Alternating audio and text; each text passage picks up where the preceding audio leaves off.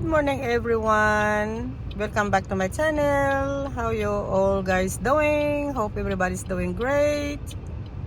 Today is the second day of January and the kids going back to school. My granddaughter, I just dropped her off. That's their school.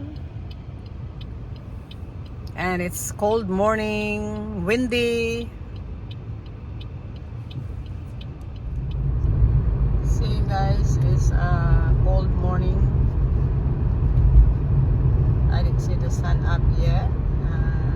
It's 7:34. 7:30 kasi nag-open ang school ng apo ko.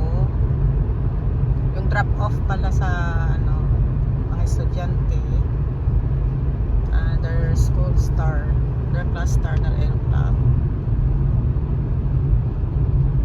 And it takes 5 minutes away where we live, where my daughters live. Ayan guys. Okay guys, nadaan muna ako dito sa grocery store, sa Food Lion. Ayun guys. Bibili lang ako ng kalabasa.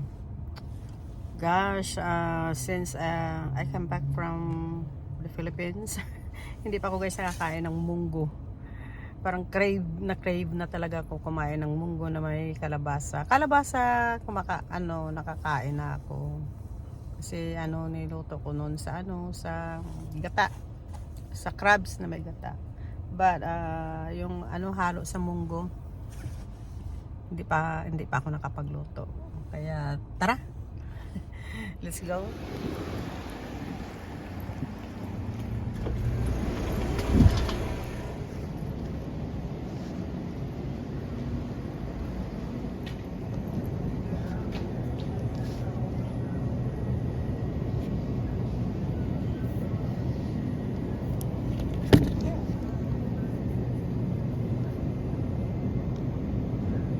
Natin ang ating squash lang talaga ang binili ko doon.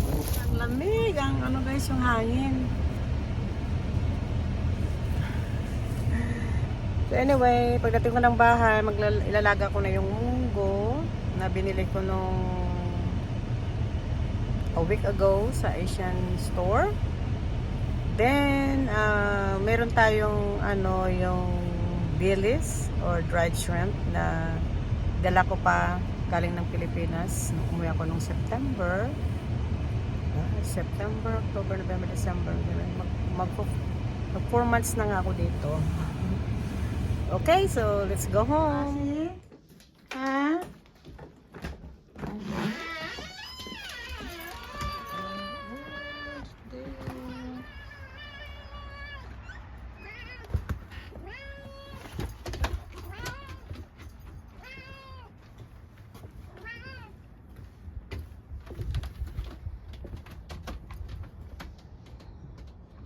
Oh gosh, lamig. Tapos umulan pa. Yun silang dalawa.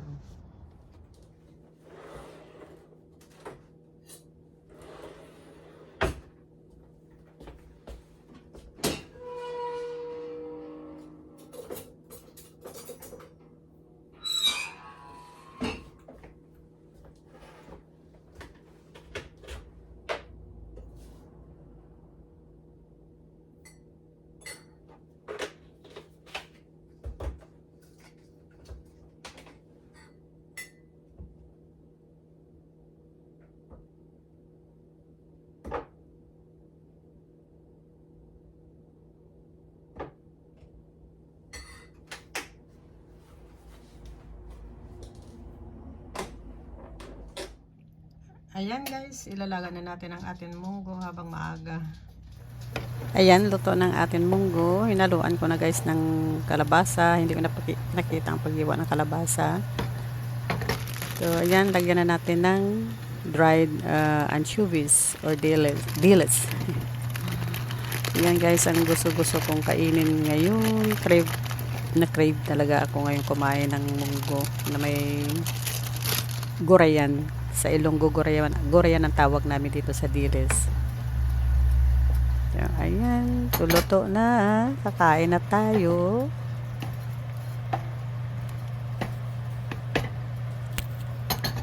And also, nagluto din ako ng meatballs para sa apo ko. Gusto-gusto niya ito kainin. Ayan, meron pang natry iluluto. So, anyway guys, nakalimutan ko yung spinach ilagay. Pero luto na siya. Turn off ko na. Maluluto lang naman ang spinach sa, sa init. Ayan, kasi sayang. Tsaka, masarap ang spinach. Wala tayo dito, wala akong malunggay. Mas lalo masarap kung may malunggay. So, anyway, ayan, talagang ready na talaga yan. Okay, let's eat, guys. Bon appetit. Mayroon akong shrimp na natira. Ayan, nilagyan ko na lang ng shrimp. Tapos ko kanina, guys, nagluto ng munggo. Kumain ka agad. Bali, yun na yung yung lunch. Parang between lunch and dinner. Kasi parang alanganin, guys. Mga 3 o'clock na siguro ako kumain ng lunch. Then, dami ko rin ginawa. Naglinis muna. Tapos, ito, tatapos lang maligo. So, I guess, see you guys tomorrow morning. Good night. Good morning, beautiful people. Did you sleep well? I hope so. Anyway, today is January 3rd, early in the morning. I'm taking my granddaughter to school. I'm right here in the car waiting for her because I let the car warming up more because it's really cold. She's over there getting her drinks to take it to school. And I told her to give me a hot vanilla bean. That's her favorite place in there. The car, it's already warm enough, so I turn it off and I'm gonna go inside to help her.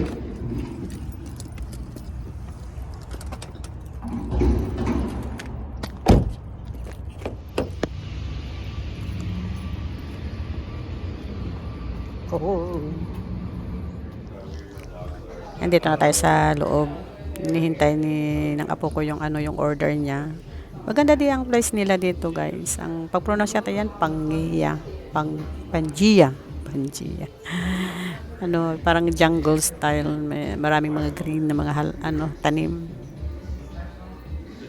So anyway, here's our drink. So, halis na kami. Hatid ko na siya sa school.